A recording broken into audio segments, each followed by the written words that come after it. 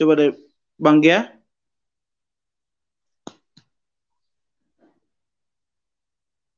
Bang Malaikat. Halo? Iya, iya, iya, iya, iya, iya. Benar-benar ya. Jadi memang saya rasa eh, teman-teman kita di luar Katolik, di luar Katolik ini harus bercermin kembali ya.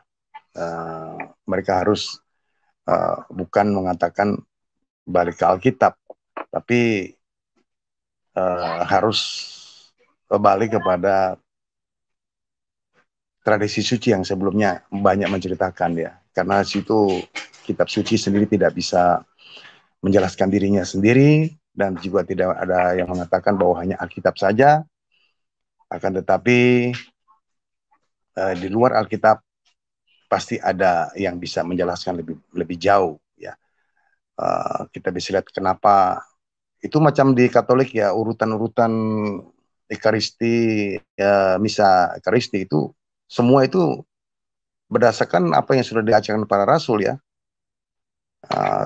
Alkitab juga mengatakan teruskan apa yang ingat apa yang ku ajarkan ya, ku terima dari Tuhan, akan diteruskan ya. Engkau harus meneruskannya. Jadi para rasul itu sendiri uh, meneruskan ajaran-ajaran Kristus yang kebanyakan tidak tercatat dalam kitab suci ya. Sehingga memang saya melihat masalah ini karena yaitu gara-gara hanya Alkitab saja yang punya otoritas tertinggi, tapi sebenarnya kan juga ada tradisi suci yang harus mereka kaitkan. Inilah yang membuat uh, perbedaan pandangan ya, perbedaan pandangan. Ya saya rasa mereka juga harus kembali kepada tradisi suci juga yang harus mereka melihat supaya cukup jelas bisa tahu bahwa kanonisasi kitab suci ini ada yang uh, belum lengkap ya. Jadi harus disandingkan dengan tradisi suci sehingga mempunyai satu kesimpulan dan pendapat yang cukup jelas dan terarah seperti umat-umat seperti pada bapak-bapak gereja yang ada sekarang. Ini masalahnya di sini aja itu. Ya. Juga kadang ya saya juga bingung. Mereka juga banyak menganggap bahwa oh mana mungkin sih darah apa tubuh menjadi benaran dan darah menjadi benaran. Kenapa? Sebentar. Pak Krisi lanjut sebentar Pak Krisi. Ada saya bikinin sebentar ada yang datang ya. Bentar, sorry. Oke ya, saya lanjutkan seperti ya kata-kata dari Pak Malaikat Timur tadi ya. Memang benar itu yang menjadi persoalan ya.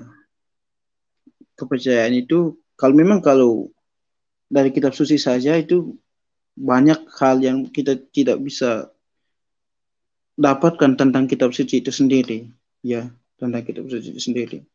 Banyak hal yang kita pertanyakan tentang kitab suci tidak ada di dalam kitab suci. Padahal Rasul Paulus ya itu sudah jelas itu di dalam berapa ya? 1 Timotius 3:15 kalau saya tidak salah, 1 Korintus 2 Korintus 3:15 ya deh.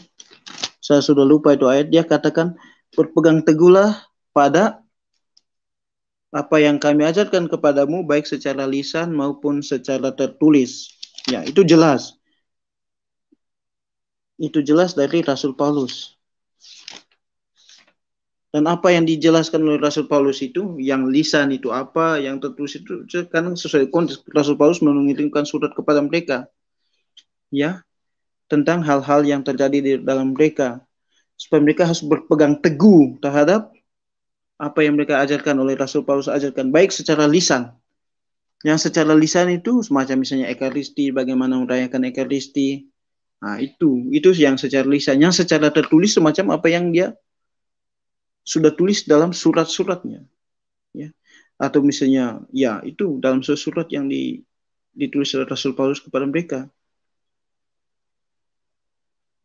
Dan itu yang dalam gereja Katolik itu yang dipertahankan sampai sekarang. Sumber ajaran iman bukan hanya kitab suci, tetapi juga apa? Tetapi juga melalui tradisi suci, apa yang diajarkan oleh para rasul, oleh para penerus mereka, dan itu yang dipertahankan sampai hari ini sampai saat ini. Ya, sehingga walaupun kita berdasarkan kitab suci saja, tetapi kitab suci tidak bisa ditafsirkan secara sendiri-sendiri sesuai keinginan hati sendiri. Dalam 1 Petrus bab 5 ya. 1 Petrus 2 Petrus. Coba saya lihat, cek lagi. Bab 1 ayat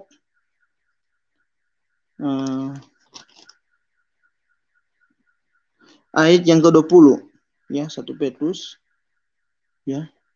1 Petrus 2 Petrus, maaf, bukan 1 Petrus, 2 Petrus bab 1 ayat yang ke-20 itu dijelaskan. Yang terutama harus kamu ketahui ialah bahwa nubuat-nubuat dalam kitab suci tidak boleh ditafsirkan menurut kehendak sendiri. Sebab tidak pernah nubuat dihasilkan oleh kehendak manusia, tetapi oleh dorongan Roh Kudus. Orang-orang berbicara atas nama Allah. Nah, itu jelas. Itu jelas. Itu berdasarkan atas nama Allah. Dan tidak boleh ditafsirkan secara sendiri. Dan itu yang menjadi kuat dalam gereja Katolik, tafsiran kitab suci yang benar itu hanya magisterium. Karena menyangkut dengan apa? Menyangkut dengan ajaran iman.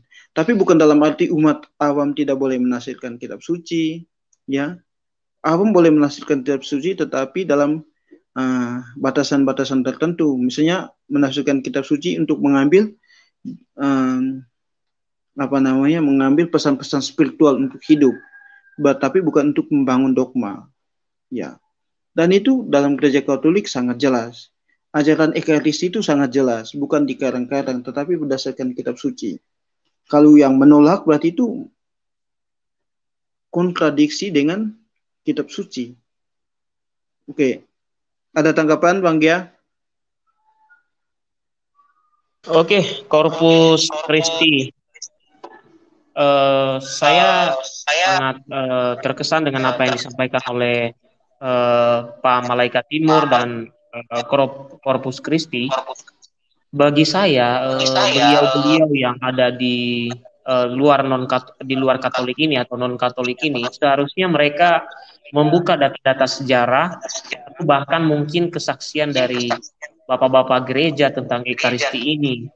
Tetapi seperti yang tadi Corpus Christi sampaikan, ada semacam dalam tanda petik ya, mereka ini asal beda dengan Katolik aja, pokoknya beda gitu.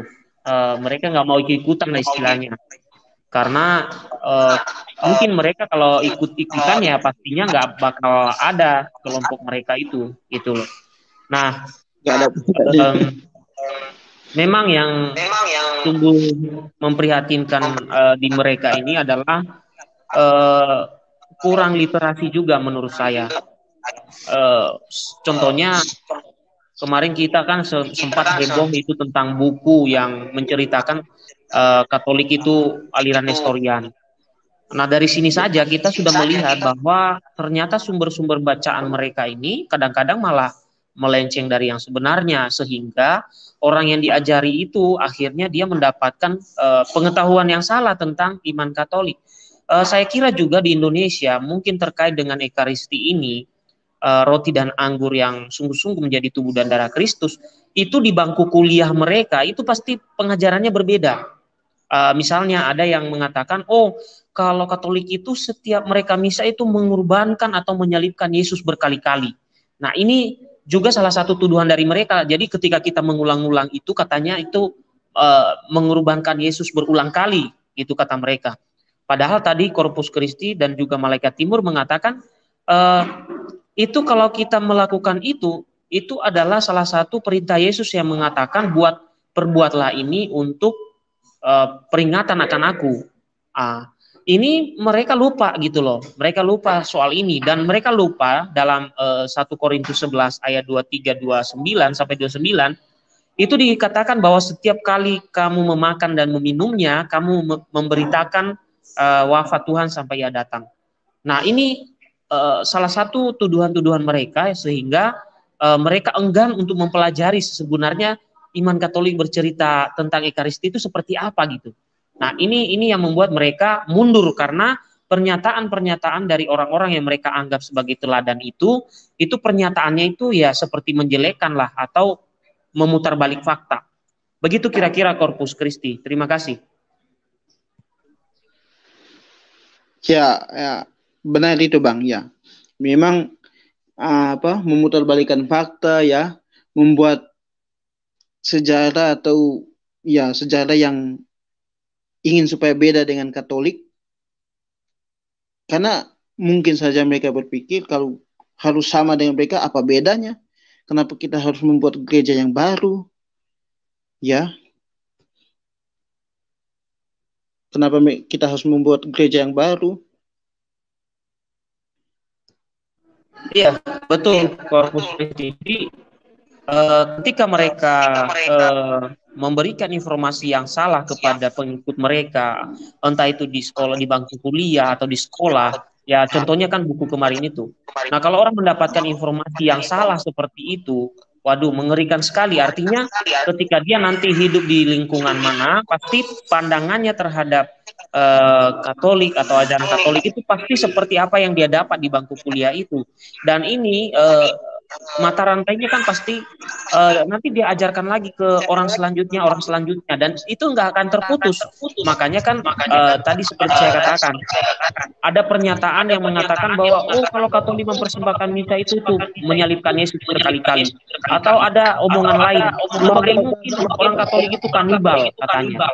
Nah, ini kan pernyataan yang membuat orang lain tidak mau mempelajari lagi atau enggan mempelajari lagi. Demikian Corpus Christi.